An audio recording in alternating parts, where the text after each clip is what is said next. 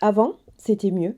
Je pouvais faire des gros câlins à ma mamie et embrasser Clémentine à la récré. Léo, 6 ans, génération aseptisée. Étalé ses émois comme on s'allonge sur un canapé moelleux. Portrait de Clément Laventure, chômeur dépressif.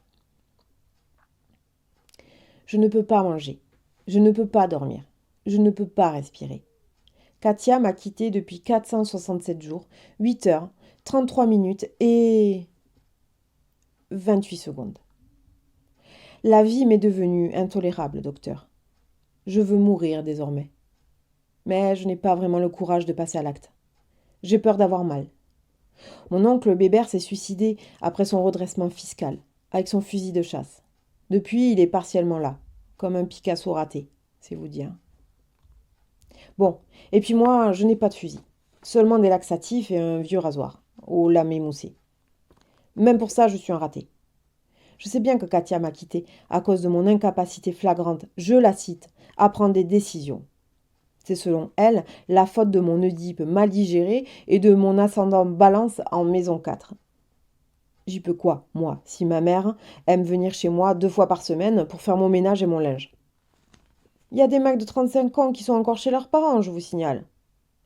Après le confinement, vu que j'ai perdu mon job et ma meuf qui payait les 2 tiers du loyer, j'aurais pu retourner vivre chez mes parents. Mais non, j'ai résisté à l'appel des sirènes de la facilité. Je suis un mec qui en a, malgré mes petits soucis d'érection liés au stress et aux antidépresseurs que vous m'avez prescrits il y a 6 mois. Je sais pas, je rêve d'une autre vie. Un truc un peu plus fun, où déjà j'ai pas un physique aussi passe-partout. J'ai essayé de faire de la muscu en avril. J'ai suivi le compte Insta de JCVD. Comment transcender son body avec une paire d'haltères que j'ai commandé en ligne. Mais avec les retards de la poste, je les ai reçus qu'en juin.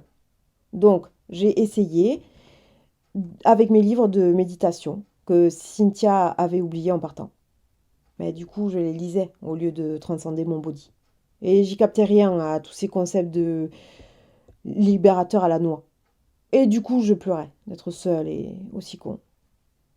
J'ai vraiment cru que je touchais le fond. Puis, il y a eu un incident dans mon immeuble. Une nuit. Tous les systèmes anti-incendie des appartements du troisième, c'est mon étage, se sont mis en route. Fallait voir ça.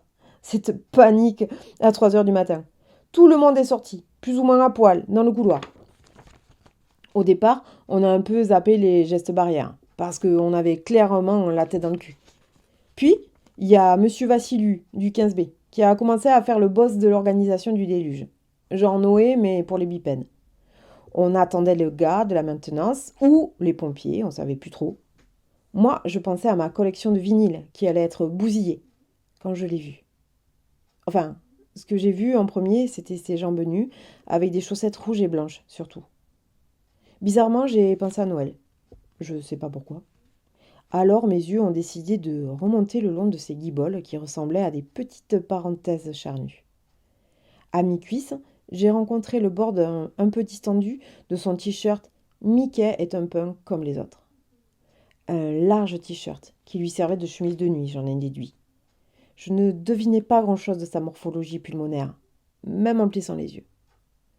Plus haut, j'ai rencontré sa bouche, son petit nez, rempli de taches de rousseur, et enfin ses yeux noirs, qui me fixaient mi-courroucés et mi-amusés.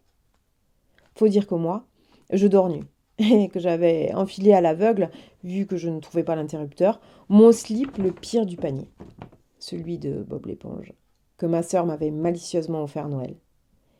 Clément, le Bob l'éponge qui absorbe toutes les emmerdes de l'univers. Je t'aime quand même, ta sœur, avait-elle signé sur une carte au rabais de chez Action. J'étais donc là, face à elle, moulée dans mon slip de la gloire, quand on nous a annoncé qu'on allait temporairement être logés dans un hôtel du quartier. On n'a rien pu prendre, vous imaginez bien. Ça a duré 70 jours en tout. Depuis, j'ai déménagé, sans mes vinyles en plus. Et je pense à elle, la voisine en t-shirt, Mickey le punk. Elle me hante. Peut-être que j'aurais dû l'aborder à l'hôtel, ou après, pour lui proposer mon aide, ou aller boire un verre. Mais mon côté balance se dit bien raté, sûrement. J'ai pas osé. J'ai encore raté le coche. Putain. Je rate toujours l'ouverture des portes, faut croire. Je suis vraiment ratée. Du coup, je pense sans arrêt à elle. Je peux pas manger. Je peux pas dormir. Je peux pas respirer. Ça fera 40 euros. À la semaine prochaine, monsieur l'aventure. À demain.